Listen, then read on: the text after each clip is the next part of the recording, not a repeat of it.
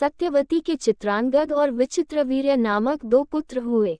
शांतनु का स्वर्गवास चित्रांगद और विचित्रवीर्य के बाल्यकाल में ही हो गया था, इसलिए उनका पालन पोषण भीष्म ने किया।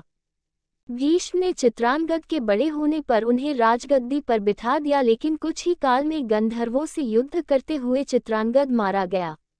इस पर भीष्म ने उनके अनुज विचित्रवीर्य को राज्य सौंप दिया। अब भीष्म को विचित्रवीर्य के विवाह की चिंता हुई। उन्हीं दिनों काशीराज की 3 कन्याओं अंबा, अंबिका और अंबालिका का स्वयंवर होने वाला था। उनके स्वयंवर में जाकर अकेले ही भीष्म ने वहां आए समस्त राजाओं को परास्त कर दिया और तीनों कन्याओं का हरण करके हस्तिनापुर ले आए। बड़ी कन्या अंबा ने भीष्म को बताया कि वह अपना तन मन राजा शाल्व को अर्पित कर चुकी है। उसकी बात सुनकर भीष्म ने उसे राजा शाल्व के पास भिजवा दिया और अंबिका और अंबालिका का विवाह विचित्रवीर्य के साथ करवा दिया।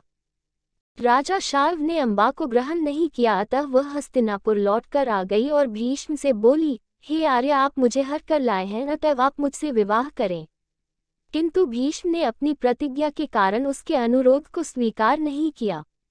अंबा रुष्ट होकर परशुराम के पास गई और उनसे अपनी व्यथा सुनाकर सहायता मांगी।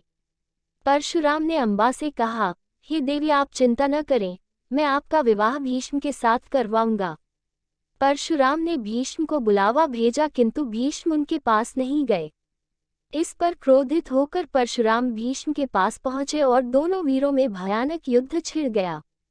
दोनों ही अभूतपूर्व योद्धा थे, इसलिए हार जीत का फैसला नहीं हो सका। आखिर देवताओं ने हस्तक्षेप करके इस युद्ध को बंद करवा दिया। अंबा निराश होकर वन में तपस्या करने चली गई।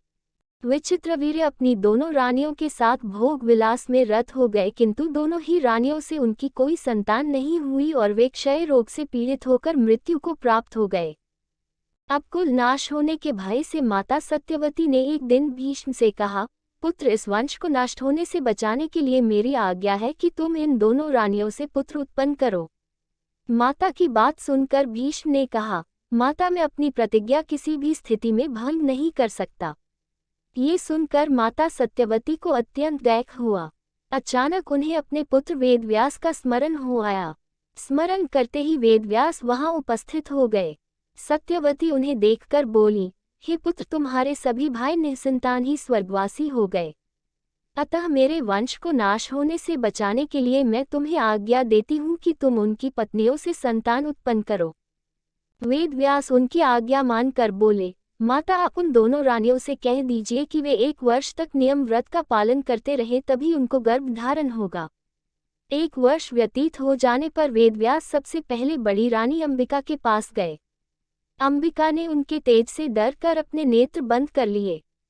वेदव्यास लौटकर माता से बोले, माता, अंबिका का बड़ा तेजस्वी पुत्र होगा, किंतु नेत्र बंद करने के दोष के कारण वह अंधा होगा। सत्यवती को ये सुनकर अत्यंत दुख हुआ और उन्होंने वेदव्यास को छोटी रानी अंबालिका के पास भेजा।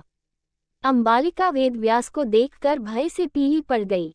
उसके कक्ष से लौटने पर वेदव्यास ने सत्यवती से कहा, माता, अंबालिका के गर्भ से पांडु रोग से ग्रसित पुत्र होगा। इससे माता सत्यवती को और भी दुख हुआ और उन्होंने बड़ी रानी अंबालिका को पुनः वेदव्यास के पास जाने का आदेश दिया। इस बार बड़ी रानी ने स्वयं न जाकर अपनी दासी को वेदव्यास के पास भेज दिया। दासी ने आनंद पूर्वक वेदव्यास से भोग कराया।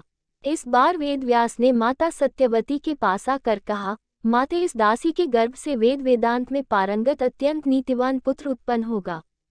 इतना कहकर वेदव्यास तपस्या करने चले गए। समय आने पर अंबिका के गर्भ से जन्मांध धृतराष्ट्र, अंबालिका के गर्भ से पांडु रोग से ग्रसित पांडु तथा दासी के गर्भ से धर्मात्मा विदुर का जन्म हुआ।